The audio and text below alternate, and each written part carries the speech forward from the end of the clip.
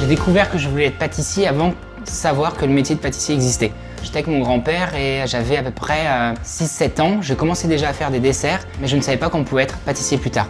Moi, ce qui me plaît plus dans mon travail, c'est que j'ai l'impression de toujours recommencer. Je suis toujours en train de me remettre en question et créer.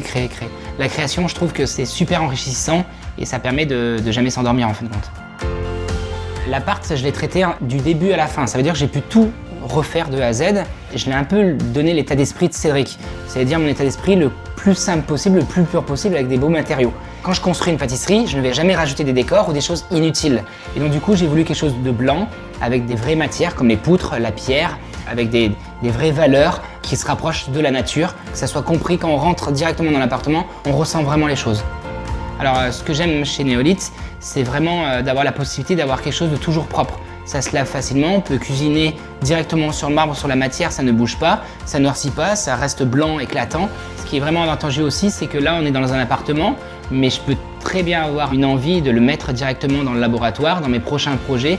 C'est certain que je prendrai du Néolith et construire avec un laboratoire ou même un magasin avec des matériaux Néolith.